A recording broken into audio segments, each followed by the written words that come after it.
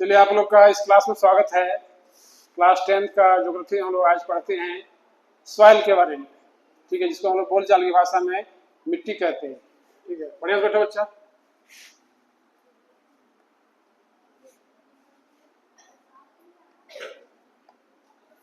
ठीक है, आप सबको पता है कि जो धरातल की ऊपरी परत है उसे हम लोग मिट्टी कहते हैं। तो आप लोग बता सकते हैं कि मिट्टी का क्या उपयोग है? बहुत सारा उपयोग है, लेकिन हम लोग झिझकवश बोल नहीं पाते हैं, क्योंकि मिट्टी सबसे पहले कृषि का आधार है। हम लोग खेती बाड़ी कहाँ करते हैं? तो मिट्टी में ही करते हैं। कुछ भी हम लोग का जो धरातल के ऊपर जितनी संरचना है सब मिट्टी पर ही स्थापित होती है। ठीक है, लेकिन कृषि कार्य के लिए क्या है? उपजाऊ मिट्टी चाहिए, और वह जो उपजाऊ मिट्टी है वह धरती के ऊपरी पार्ट में ही मिलता है, जिसको हम लोग upper layer of the surface कहते हैं, अर्थात सतह की ऊपरी परत। तो डिफरेंशन हम लोग बोलते हैं भूगोल में। सबसे पहले हम लोग का पढ़ाने का जो ये क्या कहते हैं उसको फॉर्मेशन है, उसमें सबसे पहले हम डिफरेंशन पढ़ते हैं ज्योग्राफी में कि वो चीज है क्या। तो मिट्टी है क्या? सॉइल क्या? What is soil? मृदा क्या है?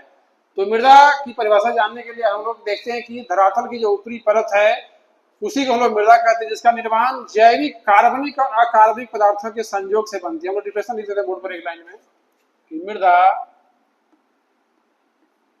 धरातल की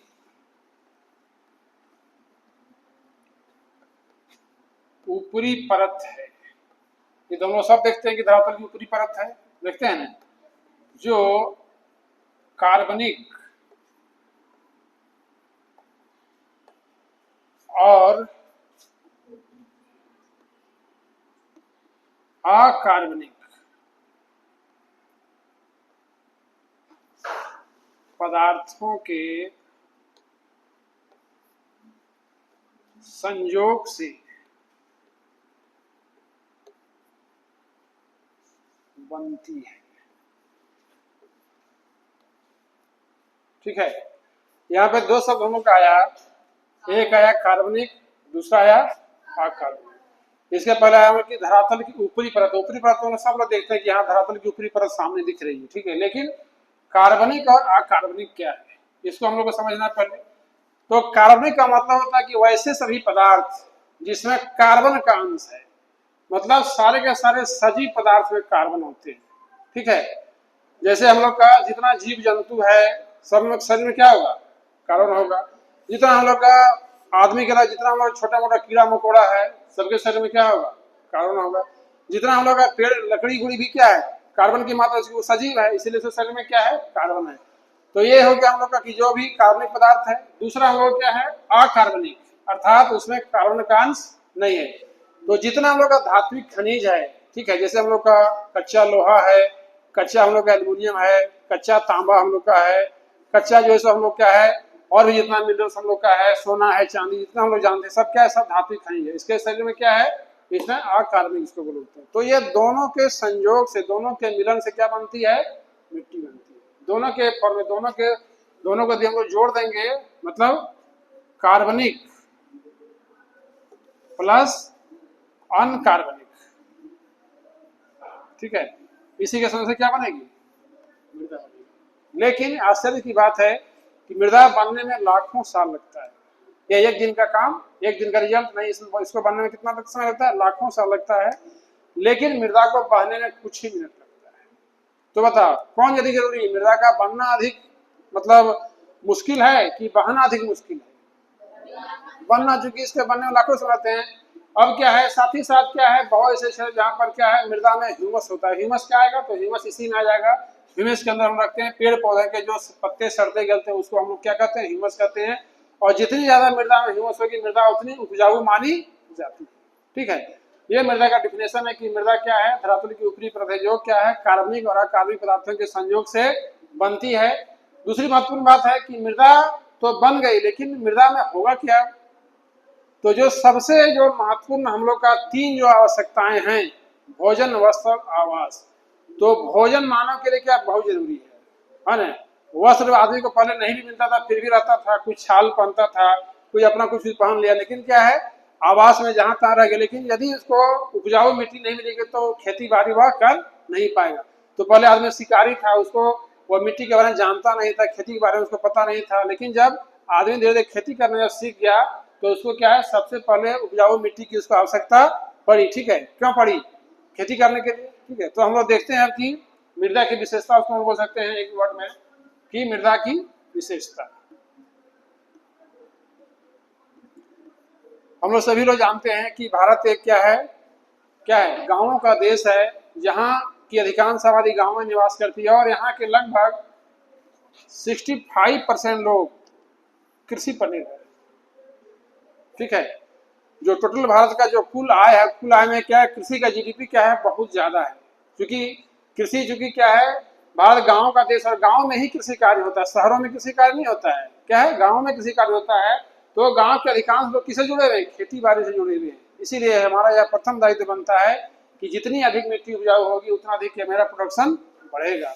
हम लोग इतिहास में पढ़ते हैं कि जब 16 महाजनपद का उदय हुआ, जब बड़े बड़े जो है क्या राजा महाराजा जब क्या है देश में जब उनका आविर्भाव हुआ तो उनमें युद्ध हुआ। क्यों युद्ध हुआ?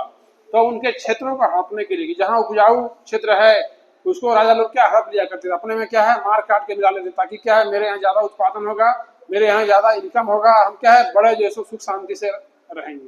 ठीक है, तो सबसे महत्वपूर्ण बात है कि विशेषताओं में क्या है, कृषि मिट्टी के लिए क्या है, कृषि बहुत ही इंपॉर्टेंट है। बिना जो है सो उपजाऊ मिट्टी जो हम लोग खेती कार्य नहीं कर सकते। इसके साथ साथ बहुत सारे कार्य हैं जैसे हम लोग का आता है आजकल, यदि मिट्टी क्या है नरम है तो उस क्षेत्रों को लोग बराबर क्या रोड का विकास कर सकते हैं, है ना, सड़क बना सकते हैं या रेल लाइन का विकास कर सकते हैं। तो ओवरऑल देखा जाए तो मृदा ही जो है सो क्या है सबसे क्या है कृषि के लिए सबसे उपयोगी मानी जाती है। ठीक है, दुनिया के वैसे देश जहाँ की मिट्टी उपजाऊ है वो देश क्या है कभी भूखे नहीं मर सकते, वहाँ के लोग क्या है कभी भूखे मरने की नौबत नहीं आएगी। ठीक, तो हम लोग यह प्रयास करते हैं कि मृदा कैसे उपजाऊ बने, मृदा को कैसे हम लोग बहाने से कटने से बचाएं। इसको लास्ट चैप्टर में देखना है हम लोग को, इसके सबसे अंत में हम लोग पढ़ना कि मृदा का संरक्षण हम लोग कैसे करें। ठीक है, अब क्या करते हैं हम लोग, जब पूरे देश पर की मृदा की जब हम बात करते हैं, पूरे देश के मानचित्र पर हम लोग नजर डालते हैं तो क्या देखते हैं कि भारत की जो मृदा है वह अनेक प्रकार की है। इसका जो रंग रूप है वह क्या है अलग अलग है। तो सबसे पहले हम लोग क्या इंडिया का मैप बना लेते हैं, फिर देखेंगे इसका बंटवारा करेंगे। लोग क्या लगे नहीं,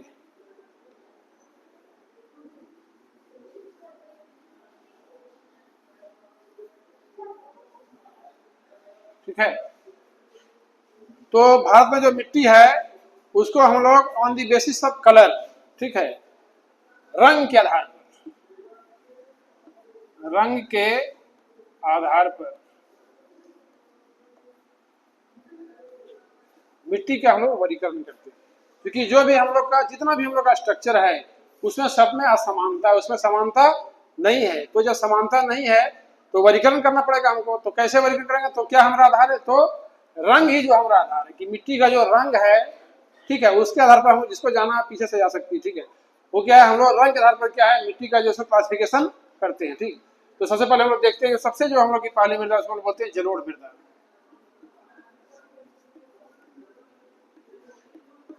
पहले हम लोग बंटवारा करते हैं, दूसरा हम लोग बोलते हैं काली, तीसरा हम लोग बोलते हैं लाल पीली,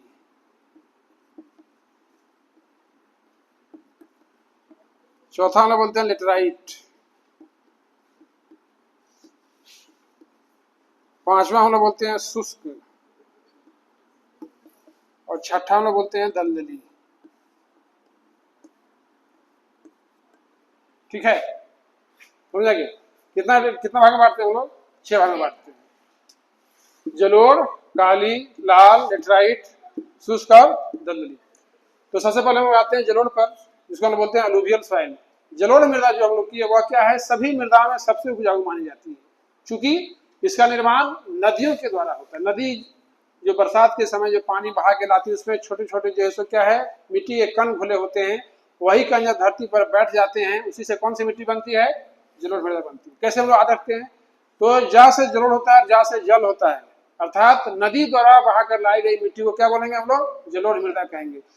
अब इसको याद कैसे करेंगे कि भारत में जितनी नदियां हैं, ठीक है, उसके सबके किनारों पर सबके बेसिन में कौन सी मिट्टी मिलेगी, जलोढ़ मृदा। तो इंडिया के लगभग 22% क्षेत्र पर कौन सी मिट्टी मिलती है, जलोढ़ मिट्टी मिलती है। ठीक है, पूरा का पूरा भारत का उत्तरी मैदान, ठीक है, पूरा हम लोग का पश्चिमी घाट का पश्चिमी भाग, पूरा हम लोग का पूर्वी घाट, इन सब क्षेत्रों में क्या है, नदी का जो है सो क्या है बहाव, और नदियों के बहाव के द्वारा क्या है जलोढ़ मिट्टी का निर्माण हुआ है। यह जो मिट्टी है उसमें जो घुलनशील पदार्थ है उसकी मात्रा पाई जाती है। जैसे हम लोग का कैल्शियम मतलब चूना घुलनशील होता है, फास्फोरस घुलनशील होता है, जिप्सम घुलनशील होता है, ये सब क्या है सबके सब किसे मिलेंगे, जलोढ़ मिट्टी में मिलेंगे। ठीक है। अब ऐसा बोला जाता है कि जो भी नदियां बाढ़ का पानी लाती है वो हर एक साल उस क्षेत्र में नई मिट्टी बिछाती है। तो यदि एज के रूप में देखा जाए जलोढ़ मृदा का, तो उसको दो भागों में बांटते हैं, खादर और बांगर मृदा। क्योंकि छोटा बनाना है हमको, इसीलिए खादर और बांगर। खादर का मतलब है कि वैसे क्षेत्र जहाँ क्या हर एक साल बाढ़ आते हैं, जैसे हम लोग बिहार बंगाल के एरिया में क्या हर एक साल बाढ़ आता है, वहां कैसी मिट्टी बनेगी, जलोढ़, नई जलोढ़ मिट्टी बनेगी। और यह मिट्टी सबसे अधिक उपजाऊ होगी, इसमें उपजाऊपन क्या होगा, सबसे ज्यादा होगा। हम लोग क्या करते हैं इधर कि खेती एक बार कर लेते हैं, फिर जो है सो अगले साल उसमें खाद डालते हैं कि उपजाऊपन के लिए, है कि नहीं। लेकिन जो है क्या है बिहार बंगाल में क्या है कि कोई खाद देने की आवश्यकता नहीं है। मिट्टी जब नदी जब बाढ़ लेके आती है तो क्या एक तरह से नई मिट्टी बिछा देती पूरे सरफेस पर, और क्या होता है मिट्टी का फिर से नवीनीकरण हो जाता है, फिर से उसका रूप नया हो जाता है, और फिर से उसमें उपजाऊपन बरकरार हो जाता है। इसीलिए एक्स्ट्रा खाद देने की आवश्यकता उसको नहीं होती है। ठीक है। इसीलिए जितना हम लोग का मैदानी भाग है, चाहे भारत हो चाहे दुनिया का कोई भी कोना हो, जहाँ पर नदियां बड़ी बड़ी नदियां जो बाढ़ का पानी लेके आती है, तो सबका सब कौन सी मिट्टी बनाएगी, खादर मिट्टी। यही कारण है कि दुनिया के सबसे ज्यादा कृषि क्षेत्र कहाँ मिलते हैं, खादर क्षेत्र मिलते हैं। इसलिए जो खादर क्षेत्र है उसमें जनसंख्या क्या है बहुत सघन पाई जाती है, क्योंकि कृषि भी हम लोग का जनसंख्या बसाव का एक महत्वपूर्ण फैक्टर है कि जहाँ लोग खेती बाड़ी करेंगे वहां लोग क्या करेंगे, निवास करेंगे। क्योंकि खेती बाड़ी करने के लिए हमको क्या वहां पे रहना होता है, उसका देखभाल करना होता है, यही हम लोग उसको छोड़ नहीं सकते हैं। उसका लालन पालन करना पड़ता है एकदम बच्चे की तरह, या पेड़ जैसे हम लगाते हैं उसकी तरह, कि तभी उसका जो है क्या है अच्छा से वृद्धि और विकास होगा। ठीक है। जो कि हम लोग का दूसरा देखते हैं हम लोग ब्लैक सॉइल, जिसको हम बोलते हैं काली मृदा। क्योंकि देखने में क्या इसका रंग काला होता है, इसलिए क्या बोलते हैं हम लोग ब्लैक सॉइल कहते हैं। और ब्लैक सॉइल जो है भारत के प्रायद्वीपीय पठार में पाया जाता है। यह क्षेत्र क्या हम लोग का गुजरात के क्षेत्र में, महाराष्ट्र, दक्षिणी आंध्र प्रदेश और इस तरह का जो भाग हम लोग का है वो क्या है, काली मिट्टी का क्षेत्र है। इस क्षेत्र में क्या है, काली मिट्टी कैसे बनी कि इस क्षेत्र में जुरासिक कल्प में एक कल्प, भूगोल में एक कल्प था जिसको बोलते हैं काल था, जिसको हम बोलते हैं त्रियासिक कल्प था। उसमें क्या था कि यहाँ पे ज्वालामुखी का विस्फोट हुआ, और इसके विस्फोट से पूरे इस पठारी भाग पर लावा का प्रवाह हो गया। हाँ, ज्वालामुखी जो निकलता है लिक्विड उसको क्या बोलते हैं, लावा बोलते हैं। उस पूरे मैदान पर फैल गया, इस पठार पर फैल गया, और क्या है पूरे सरफेस को फिल कर दिया, भर दिया। और बाद में क्या है इसके प्रबंधन के द्वारा इसके टूटने फूटने के कारण क्या है ब्लैक सॉइल का निर्माण हुआ। ठीक है। तो इसका कॉन्सेप्ट है कि दुनिया के वैसे क्षेत्र जहां पर ज्वालामुखी विस्फोट हुआ है वहां कौन सी मिट्टी मिलेगी, काली मिट्टी। और यह जो काली मिट्टी है इसमें सबसे अधिक मैग्नीशियम होता है। ठीक है, मैग्नीशियम होता है, और मैग्नीशियम का यह गुण है, इस मिट्टी का यह गुण है कि वर्षा की कमी होने पर यह मिट्टी में, इस मिट्टी में दरार फट जाता है। ठीक है। और जब पानी गिरेगा तो यह मिट्टी बहुत चिपचिपी हो जाती है, पूरा इसमें हम लोग क्या है स्लिपरी हो जाता है, बहुत चिकनाहट इसमें आ जाता है। जैसे चिकनी मिट्टी हम लोग देखते हैं घर पर, तो चिकनाहट इसमें क्या है बहुत फिसलन हो जाता है। क्योंकि इस मिट्टी में बहुत महीन महीन कण पाए जाते हैं, इसीलिए इस मिट्टी में जल धारण करने की क्षमता सबसे ज्यादा होती है। और जहाँ यह मिट्टी मिलती है वहां पर क्या है वर्षा जो है क्या है मध्यम है। और इस वर्षा व मध्यम वर्षा वाले क्षेत्र में भारत में कपास की खेती बहुत ज्यादा होती है, कपास की खेती और गन्ना की खेती। इसलिए क्योंकि सबसे अधिक कपास की खेती इस मिट्टी में होती है, इसलिए इसको हम लोग काली कपासी मिट्टी के नाम से भी जानते हैं, ब्लैक कॉटन सॉइल कहते हैं इसको। ठीक है। लेकिन इसका जो क्षेत्र है वह जलोढ़ से क्या है कम मिलता है, सबसे अधिक गुजरात में मिलता है, उसका महाराष्ट्र, कर्नाटक, दक्षिणी मध्य प्रदेश, इन सब राज्यों में इसका जो है क्या है जमाव। ठीक है। तो सबसे क्या मिलेगा, मैग्नीशियम, Mg। तीसरा हम लोग का है लाल पीली मिट्टी। लाल पीली मिट्टी का क्या क्षेत्र है, तो इसका भी कॉन्सेप्ट है कि जहां जहां भारत या दुनिया में पठार हैं सब जगह लाल पीली मिट्टी मिलेगी पठारों पर। ठीक है। तो हम लोग शुरू करते हैं यहीं से, हम लोग का मालवा पठार के बाद हम यहाँ शुरू किया, तो लोग का ब्लैक मिट्टी हम लोग का मालवा पठार पर भी पाई जाती है। इसका एक अपवाद है। ठीक है। मालवा पठार क्या है, अपवाद है, जहाँ पर लाल मिट्टी नागर क्या मिलती है, काली मिट्टी मिलती है। याद रखना इसको। तो यहाँ से हम लोग का शुरू होता है बघेलखंड का पठार, इधर ऊपर हम लोग बुंदेलखंड है, इधर हम लोग का छोटनागपुर का है, यहाँ हम लोग का जसपुर है, इधर हम लोग का कर्नाटक का पठार है, इधर हम लोग का क्या है छत्तीसगढ़ का पठार है, इधर हम लोग तेलंगाना का पठार है। ये सारे पठारों पर कौन सी मिट्टी मिलेगी, लाल पीली। और इसका जो रंग है लाल पीली कैसे होता है, तो वैसी लाल मिट्टी में इसमें लोहे की अधिकता होती है, उसका रंग वहां पर लाल हो जाता है। जहां लोहे का ऑक्साइड मिलेगा वहां रंग कैसा हो जाएगा, लाल, अर्थात वहां लौह अयस्क पाया जाएगा। और जहां पर लोहे के सल्फाइड की अधिकता होती है वहां रंग पीला हो जाता है। ये दो उसका तत्व है लोहा का, ऑक्साइड और सल्फाइड। जहां ऑक्साइड मिलेगा वहां रंग कैसा होगा, लाल होगा। जहां पीला मिलेगा वहां रंग क्या होगा, सल्फाइड मिलेगा वहां रंग क्या जाएगा, पीला जाएगा। तो इसका क्षेत्र होता है कि कुछ लाल मिलेगा कुछ पीला मिलेगा। मिलेगा तो पठारे पर मिलेगा, दूसरी जगह मिलने का संभावना इसका बिल्कुल 0% है। मैदानों नहीं मिलेगा, पर्वत पे नहीं मिलेगा, कहाँ मिलेगा, तो तुम्हारा पठार पर ही मिलेगा। इसलिए ध्यान रखना कि जहां जहां पठार है दुनिया में क्या मिलेगा, लाल और पीली मिट्टी मिलेगी। यह मिट्टी वह कोई विशेष उपजाऊ नहीं होती है, क्योंकि इसमें क्या है, पोषक तत्व की भरपूर, पोषक तत्व क्या है, कम होते हैं, इसीलिए इसमें मोटे अनाज की खेती होती है। मोटे अनाज मतलब हम लोग कैसे रागी है, मलुआ है, मक्का है, बाजरा है, ये सब को हम लोग बोलते हैं मोटे अनाज। गेहूं वगैरह ये सब क्या है, इस मिट्टी को होती है, क्योंकि इसको खास पोषक तत्व की आवश्यकता इन सब फसलों को नहीं होती है। आगे बढ़ जाए हम लोग, उसका हम लोग लेटराइट है। लेटराइट शब्द जो हुआ क्या, लेटर सबसे बना है। लेटर हम लोग किताब में लिखा हुआ है, लेटराइट किससे बना है, लेटर से। लेटर का मतलब होता है ईट, ईट के समान सख्त मिट्टी। अर्थात ईट हम लोग कैसा होता है, कठोर होता है, पटकने पे नहीं फूटता है। तो जो मिट्टी का क्या है स्वभाव, कठोर स्वभाव का जो मिट्टी है उसको क्या बोलेंगे हम लोग, लेटराइट मिट्टी। कैसे बनेगा, तो यह जो मिट्टी जो बनेगा हम लोग का, वह पठारों के ऊपरी सिरे पर पाया जाता है। जो भी हम लोग का पठार है उसका जो सबसे टॉप सिरा है वहां कौन सी मिट्टी मिलेगी, लेटराइट मिट्टी मिलेगी। क्योंकि यहाँ पे क्या है, इसका दो कंडीशन होता है लेटराइट बनने का। पहला हाई रेन, हाई रेन मतलब उच्च वर्षा, और दूसरा कंडीशन इसका है हाई टेम्परेचर, हाई। इन्हीं दोनों से कौन सा मिट्टी बनेगा, लेटराइट मिट्टी बनेगा। कैसे बनता है, तो मान लेते हैं समझ कि मेरा माथा जैसे पठार का ऊपरी भाग है, तो मेरे माथे पे क्या है, बहुत ज्यादा वर्षा हो रही है और बहुत ही तापमान नहीं पड़ रहा है। तो जब बहुत ही वर्षा होगी तो जो घुलनशील पदार्थ है वे घुल जाते हैं। जैसे हम लोग का नमक है, चूना है, कैल्शियम है, फास्फोरस, सब क्या है, सब जो पानी घुलने वाली चीज सब क्या जाएगा, घुल के सब नीचे चला जाएगा। तो क्या बच गया, जो अघुलनशील है, जैसे लोहा बच गया, एल्युमिनियम बच जाएगा, तांबा बच जाएगा, ये सब धातु चीज बच जाएंगे। तो ये सब जब ताप पड़ता है ऊपर से, ऊपर ऊपरी भाग है पठार का, तो जब गर्मी पड़ेगा सूर्य का, तो ये सब क्या है, एक तरह से मेल्ट करते हैं, अपने आपस में क्या सिकुड़ जाते हैं। एक रासायनिक अभिक्रिया होती है और क्या आपस में क्या है, सब सिकुड़ करके कठोर संरचना बनाते हैं। उसी कठोर संरचना वाली मिट्टी को हम लोग क्या बोलते हैं, लेटराइट मिट्टी। और यह जो क्रिया उसको हम लोग बोलते हैं निक्षालन क्रिया कहते हैं। क्या बोलते हैं, निक्षालन क्रिया। अंग्रेजी में बोलते हैं लीचिंग प्रोसेस। लिखा हुआ तुम्हारी किताब में कि लाल लेटराइट मिट्टी निक्षालन क्रिया के द्वारा बनती है। कैसे बनती है उसका जिक्र इसमें नहीं किया गया है। तो मैंने बता दिया आपको कि जहाँ उच्च तापमान है और जहाँ उच्च वर्षा है उसके चलते वहां निक्षालन क्रिया होती है, जिससे कौन सी मिट्टी बनती है, लेटराइट मिट्टी बनती है। अब बताओ, जो मिट्टी बहुत ही सख्त होगी, कठोर होगी, उसमें हल हम चला सकते हैं क्या, तो उसमें खेती बाड़ी होगा, तो क्या होगा, तो यह मिट्टी काजू की खेती के लिए और कहवा की खेती के लिए विशेष रूप से जो है उपयोगी माना जाता है। क्योंकि प्रकृति बेकार नहीं है, ईश्वर जो है बहुत होशियार हैं और सब जगह जो है क्या है, जानबूझ कर चीजें को बनाए हैं कि कहाँ कौन चीज होना चाहिए। तो तुम देखो, ये कल्पना करो, ये सोचो कि जहां अधिक वर्षा होती है वहां पे हम लोग कहवा खेती करते हैं, वहां हम लोग काजू खेती करते हैं, है कि नहीं। और देखो यह मिट्टी कहाँ मिल रही है, जहाँ ज्यादा वर्षा है वहीं मिल रहा है कि नहीं। और कहवा खेती के लिए उच्च तापमान चाहिए और उच्च वर्षा भी चाहिए, दोनों यहाँ पे मिल रहा है।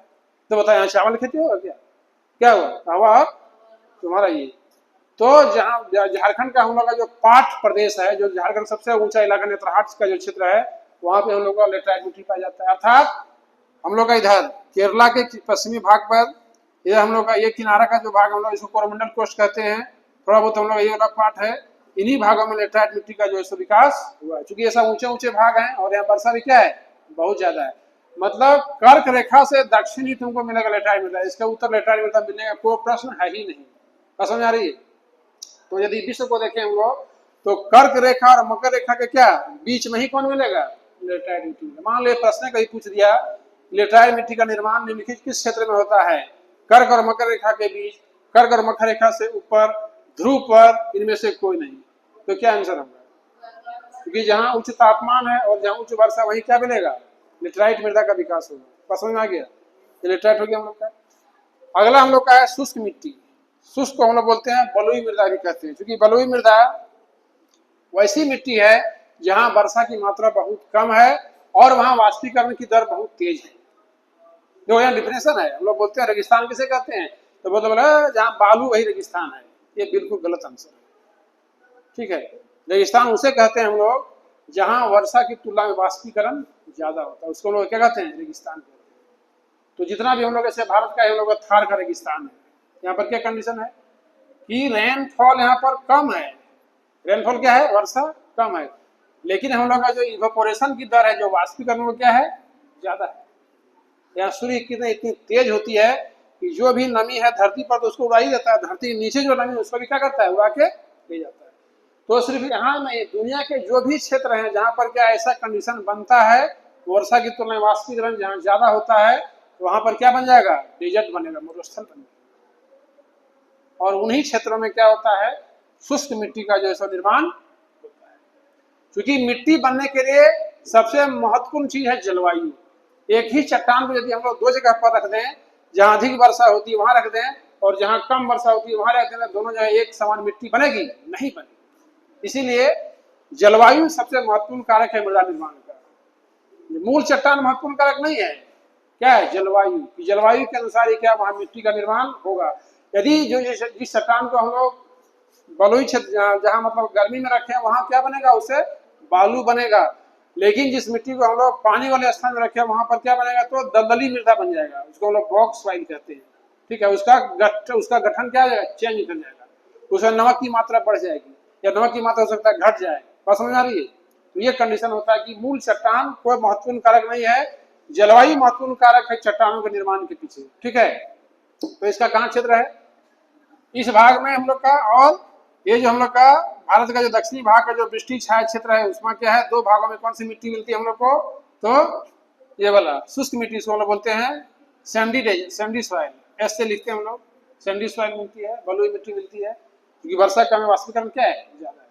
और जो यह मिट्टी उपजाऊ नहीं, ऐसा बात नहीं, यह भी उपजाऊ, लेकिन यदि इसमें पानी का हम लोग प्रॉपर सिंचाई कर रहे हैं तो यह भी क्या है, मूंगफली खेती के लिए अर्थात जो जमीन में जो फसलें होती है इसके लिए क्या बहुत ही महत्वपूर्ण है। तो सबसे अधिक मूंगफली कहाँ होता है, राजस्थान। और रटता है लोग सबसे अधिक मूंगफली राजस्थान। काहे रटेगा, राजस्थान में बालू है, वहाँ पानी का विकास किया गया इंदिरा गांधी नहर के द्वारा, इसीलिए सबसे अधिक क्या मूंगफली कहाँ होता है, राजस्थान, मरुस्थल होने के बावजूद। क्योंकि बलुई मिट्टी में ऐसा नहीं उपजाऊपन है, लेकिन क्या पानी के अभाव के इसमें खेती नहीं होता, पानी की व्यवस्था हो जाएगा तो जितना हम लोग का अंडरग्राउंड जितना नट्स हम लोग का है जैसे हम लोग बोलते हैं आलू है, शकरकंद है, मूंगफली है, ये सब खेती, जैसे क्या ओल है, ये सब खेती क्या है, आसानी से होता है। पसंद है। अब बहुत लोग ओल को जीमी कन कहता है, हम लोग झारखंड में ओल कहते हैं, बहुत जगह उसको जीमी कन कहता है। पसंद आ रही, जो कि ये सब जगह, इसलिए दोनों नाम हम ले सकते हैं। और अंतिम मिट्टी हम लोग का है दलदली, से हम लोग बॉक्स सॉइल कहते हैं। दलदल मतलब जहां हर एक समय पानी जमा रहता है वहां पर कौन मिट्टी बनेगी, अब देखो कहाँ पानी जमा रहता है, तो जितना हम लोग का पूर्वी तटीय क्षेत्र, जितना हम लोग का डेल्टाई भाग है, जहां नदियां समुद्र में आकर के मिलती हैं, वहां ढाल की कमी के चलते पानी ठहर जाता है। ठीक है, और सालों भर वहां पानी का जमाव रहता है, उसको क्या बोलते हैं हम लोग, दलदली क्षेत्र कहते हैं। ये हो गया गंगा ब्रह्मपुत्र का डेल्टा। उसके बाद आगे हम लोग का महानदी का डेल्टा है, फिर गोदावरी का डेल्टा है, कृष्णा का डेल्टा है, कावेरी का डेल्टा। इतना डेल्टा क्या हम लोग का पूर्वी तट मैदान पर है, और यहीं पे हमको दलदली मिट्टी का निर्माण देखने को मिलता है। क्योंकि यहाँ जल के जमा रहने के चलते इसका गठन पूरा का पूरा चेंज हो जाता है, और यह मिट्टी बेकार है, क्योंकि जहाँ दलदल रहेगा वहाँ खेती बाड़ी संभव है, कुछ भी नहीं होगा। इसीलिए जंगल का साम्राज्य होता है, और जंगली जीव जंतु जो क्या है, उभयचर हैं, जो पानी और स्थल दोनों में रहते हैं, वो यहाँ पर निवास करते हैं। इसलिए सबसे बड़ा क्षेत्र से कहाँ मिलता है, तो हम लोग का सुंदरवन के डेल्टा में। सुंदरवन कहाँ है, पश्चिम बंगाल में, जो दुनिया का सबसे बड़ा डेल्टा है। और जो भारत का राष्ट्रीय पशु है कौन, टाइगर।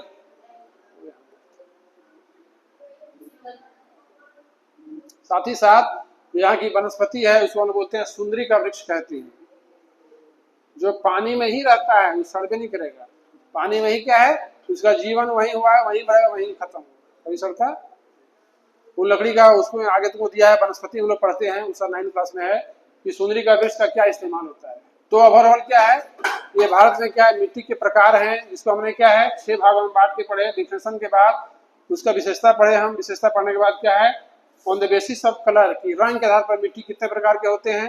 जलोढ़ मृदा इसका रंग क्या है, ब्राउन कलर होता है, हल्का हल्का ब्राउन होता है। एक काली होता है, लाल है। लेटराइट का रंग भी लगभग कुछ भूरा टाइप का होता है, ब्राउन टाइप का। इसका शुष्क भी कुछ ब्राउन होता है। और ये क्या है तुम्हारा, ये लगभग ये भी ब्राउन टाइप का। ओवरऑल क्या है पूरा इसका बनावट है, भारत में कहाँ मिलता है, क्या इसकी विशेषताएं हैं। ठीक है, मैं ऐसा करता हूँ आप लोग को अच्छा लगा होगा। ठीक है, इसलिए धन्यवाद। आप लोग बहुत ध्यान से सुने, इसके लिए बहुत बहुत थैंक यू। जय हिंद, जय भारत।